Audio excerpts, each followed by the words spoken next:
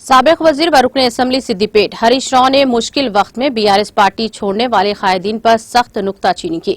हरीश राव ने तनकीद करते हुए कहा कि ताकत के दलाल और मौके परस्त पार्टी छोड़ रहे हैं और ऐसे तमाम लोग बेकार पत्तों की तरह पार्टी छोड़ रहे हैं।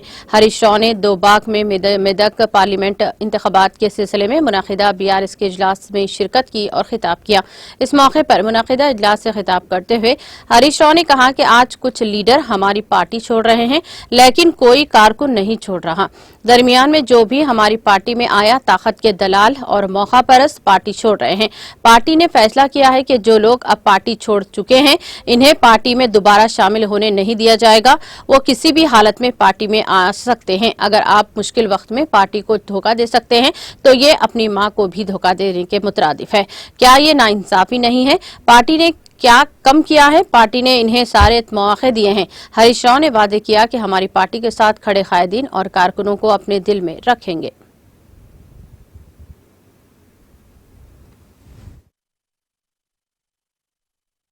మంచినీళ్ళు ఎట్లా, దవాఖానలు ఎట్లా, కాలువ నీళ్ళు ఎట్లా, రోడ్లు ఎట్లా, ఆసర పెన్షన్ ఎట్లా, కళ్యాణ లక్ష్మి ఎట్లా, రైతు బంధు ఎట్లా, రైతు బీమా ఎట్లా అని మనమేమో పని మీద పడ్డాం.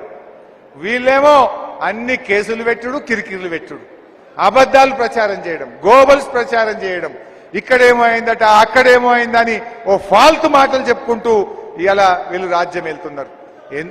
ఎందుకు చెప్తున్నారు ఫాల్తు మాటలు? చేసిన ముఖమైతే గీ పని చేద్దురా. ఆయన అంటాడు నేను పేగులు మెడలేసుకుంటా. పేగులు మెడలేసుకుంటూ కాదు రేవంత్ రెడ్డి, పేదలకు ఇచ్చిన మాట నిలబెట్టుకో, పేదల కోసం పనిచేయి. ముఖ్యమంత్రి అంటాడు పేగులు మెడలేసుకుంటాడు.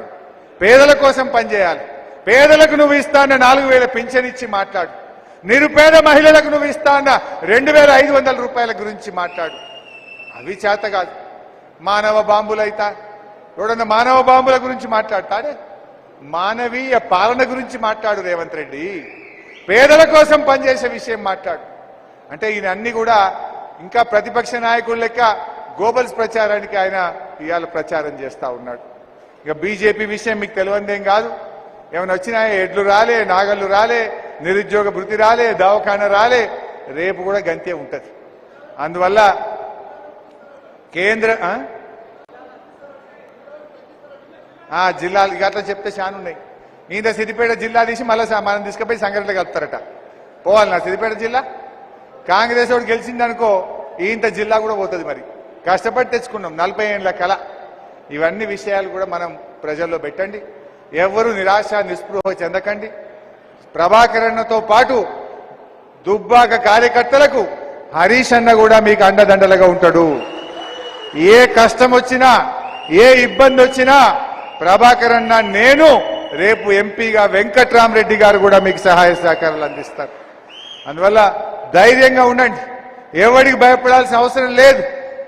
భయం అనేది దుబ్బాక చరిత్రనే లేదు. దుబ్బాక ఉద్యమకారుల్లో భయం అనేది లేదు. పోరాటం ఉన్నది. ఉద్యమ స్ఫూర్తి ఉన్నటువంటి గడ్డ ఈ దుబ్బాక గడ్డ.